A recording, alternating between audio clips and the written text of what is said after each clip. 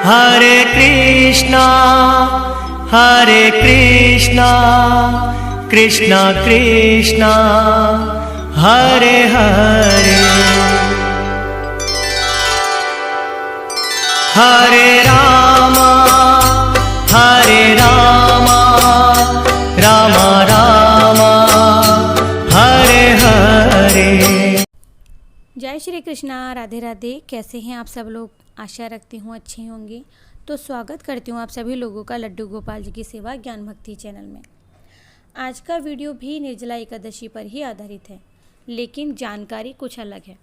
जैसा कि मैंने आप सभी से पूछा था कि निर्जला एकादशी पर विष्णु भगवान के साथ में किसकी पूजा की जाती है। शायद मैंने एक पहली पूछी थी, बहुत लोगों का आंसर भी आया था, लेकिन रॉन्ग आया था। तो देखिए कि निर्जला एकादशी पर जो विष्णु के रूप की पूजा होती है वो कौन सा रूप होता है। वो है हमारे शालिग्राम जी। ज्येष्ठ महीने के शुक्ल पक्ष को पड़ने वाली एकादशी को निर्जला एकादशी कहते हैं। वैसे तो सभी एकादशियाँ महत्वपूर्ण होती है, लेकिन ये विशेष महत्व रखती है। इस दिन क्या होता है, जो जल हम ना पी करके जो हम जल बचाते हैं, यानी कि एक एक बूंद का हम संग्रहण करते हैं। तो इस दिन भक्त निर्जल रहकर, निराहार रहकर विष्णु जी के शालिग्राम रूप की पूजा अर्चना करते हैं। देखिए, इस एकादशी पर जल तक ग्रहण नहीं किया जाता। कई लोग निर्जल रहकर ही व्रत करते हैं, लेकिन जो लोग अपनी स्वास्थ्य को लेकर के परेशान हैं या किसी भी परेशानी या बीमारी के चलते व्रत नहीं कर सकते हैं, तो कोई बात नहीं, आप किसी भी ज़रूरतमंद व्यक्ति को दान दे सकते हैं। और वो दान आप किसी मीठे जल का भी कर सकते हैं, या किसी आप शरबत की बोतल दे सकते हैं, आप नींबू किसी को दे सकते हैं, तरबूज दे सकते हैं। मौसमी जो फल होते हैं, मौसम के अनुसार जो चल रहे होते हैं, उनका आप दान करके ये जो व्रत का फल है आप कथा सुन करके ले सकते हैं। कहते हैं ना, केवल अगर भूखे रहने से भगवान मिल जाता तो फिर दुनिया में इतने लोग हैं जो गरीब हैं, रोज़ाना भूखे सो जाते हैं, तो उन्हें तो भगवान सबसे पहले मिल जाते। तो केवल व्रत रखने से या भूखे रहने से भगवान नहीं मिलते। कठिन परिश्रम करना होता है, वो है जाप करना, भगवान को याद रखना, अच्छे विचार रखना, किसी की मदद करना, मेहमान का आदर करना, किसी का निरादर न करना। इन सब चीज़ों से हम विशेष फल प्राप्त कर सकते हैं, भगवान की विशेष कृपा हम पर पड़ सकती है। तो इस बार मैं आपको बता दूं कि इस बार ही नहीं, प्रत्येक निर्जला एकादशी या एकादशी के दिन आपको शालिग्राम जी की विशेष पूजा करनी चाहिए।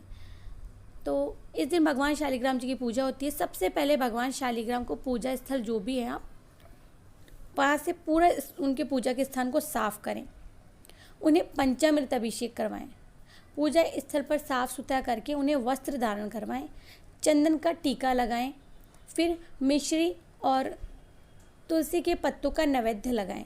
आप चाहें तो और भी प्रसाद रख सकते हैं जो कि पीले रंग का हो, ताकि हमारे जो शालिग्राम जी हैं, विष्णु भगवान हैं, वो प्रसन्न हो। फिर इनके सामने बैठकर आप विष्णु सहस्त्र नाम का पाठ करें। इस व्रत के दौरान दिन रात आपको सिर्फ एक जाप जरूर करना है, ओम नमः भगवते वासुदेवाय नमः। इसका जाप करते रहना है। जैसा कि मैंने आपको बताया था कि निर्जला एकादशी को भीम एकादशी भी कहते हैं। इसके पीछे एक पौराणिक कथा भी है, वो भी मैंने आपको सुनाई थी। तो मैंने आपको बता दिया था कि इस व्रत को करने से क्या लाभ होता है, जो भी महत्व है वो सब बता दिया था, और जो इसका महात्म्य है वो भी मैं आपको सुना दूँगी। मैं चाहती हूँ कि इसका महात्म्य आपको लड्डू गोपाल के दर्शन के साथ में सुनाऊँ, क्योंकि लड्डू गोपाल जी अभी थोड़ा मेरी सेवा से दूर हैं। तो देखिए, कहते हैं कि भक्तों की ईश्वर सभी मनोकामनाएं पूर्ण करते हैं, साथ ही उनके जीवन में आने वाले सभी कष्टों को भी दूर करते हैं। यदि आप सभी एकादशियों का व्रत करने में सक्षम नहीं हैं, तो केवल निर्जला एकादशी का व्रत ज़रूर से करें। अब मैंने जब बताया था आपको कि जो 24 एकादशी है उसके बराबर पुण्य फल देती है आपको, और कड़ी मेहनत करने के बाद भी आपको सफलता नहीं मिल रही है, नौकरी, व्यापार, धन में, दाम्पत्य जीवन में, कहीं पर भी, तो आप ये निर्जला एकादशी व्रत ज़रूर से करें। इससे आपकी समस्त जो बाधाएं हैं वो दूर हो जाएगी। जैसा कि मैंने आपको बता दिया था कि दान किन किन चीज़ों का करना है, तो आप मेरी वीडियो वॉच कर सकते हैं। दूसरी बात, हो सकता है आप में से कई लोग ये प्रश्न करें कि दीदी शालिग्राम जी को वस्त्र कैसा पहनाना है। तो एक चौकोर कपड़ा आता है, शालिग्राम जी ज़्यादातर पता है आपको चौकोर या थोड़ा सा अलग आकृति में हो, उसे आप बीच में से गोल कट करें, उसे लेस लगाएं या आप बिना लेस के भी पीले रंग का एक वस्त्र बनाएं और शालिग्राम जी को पहनाएं निर्जला एकादशी पर। और कहते हैं कि इनकी विशेष पूजा जो फल देती है, आप किसी कारणवश अगर इनकी पूजा ले रहे हैं, संकल्प ले रहे हैं, तो इनकी जो पूजा है वो संध्या के समय की जाती है तुलसी के साथ में। कोशिश यही करें कि आप तुलसी जी के पास बैठाकर इनकी पूजा करें। जहाँ तक हो अगर आप रख सकें तो तुलसी जी के साथ ही शालिग्राम जी की स्थापना करें।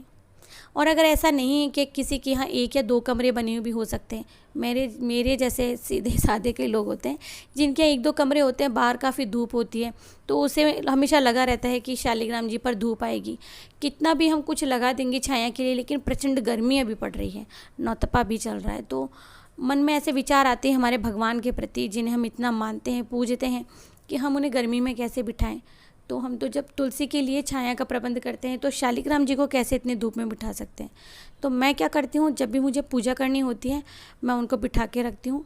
मंदिर में मैंने तुलसी माला उनको धारण करवाई हुई है और जब भी पूजा करते हैं तो साथ ही में हम पूजा करते हैं। तो इस निर्जला एकादशी पर आप शालिग्राम जी की विशेष पूजा अवश्य करें। सुबह तो आपको करनी है, वो करनी ही है, लेकिन जिन निर्जला एकादशी जो होती है इसमें हम संध्या के समय तुलसी का पूजन करते हैं, उन्हें भोग प्रसादी भी लगाते हैं, परिक्रमा देते हैं। तो वही कार्य आपको शालिग्राम जी को वहाँ रख के करना है। तो देखिए, कुछ चीज़ों के नियम हमें मानना ज़रूरी होता है और नियमबद्ध तरीके से की गई पूजा ज़रूर फल देती है। अगर फिर भी आपको कोई प्रश्न पूछना हो तो आप कमेंट बॉक्स में जाके पूछ सकते हैं। कोशिश करूँगी कि निर्जला एकादशी से पहले लाइव आ सकूँ। देखिए, मेरी इस फ़ोटो में आप शालिग्राम जी के दर्शन कर सकते हैं। ये हमारे गोपाल जी हैं। और एक ही बात कहना चाहूँगी आपको कि निर्जला एकादशी पर मुझसे प्रश्न किया गया था कि क्या गर्भवती महिलाएं ये व्रत कर सकती हैं, या गर्भवती महिलाएं व्रत करें या ना करें, कैसे व्रत करें। तो कोशिश करूँगी एक छोटा सा वीडियो बना करके अपलोड कर सकूँ मैं, क्योंकि फिर बहुत सारे क्वेश्चंस होते हैं, उनके जवाब हमें देने होते हैं और एक छोटे से रूप में मैं अगर उत्तर दे देती हूँ तो हो सकता है किसी और के साथ में कुछ और समस्या भी हो।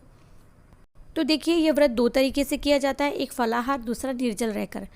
जिसकी ज़्यादातर है कि निर्जल रहकर के ही व्रत जो कर सकता है, क्योंकि गर्मी बहुत तेज़ है, तो ही करें आप। आपका सामर्थ्य है, पूर्ण रूप से आप स्वस्थ हैं तो ही ऐसे व्रत करें।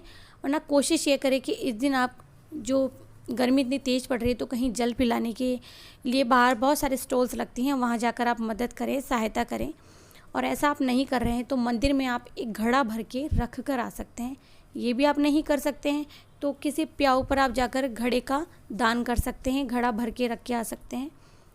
और अगर फिर भी आपको कुछ भी अगर पूछना है, इस वीडियो से संबंधित कुछ पूछना है या निर्जला एकादशी से संबंधित कुछ पूछना है, तो आप कमेंट सेक्शन में पूछ सकते हैं।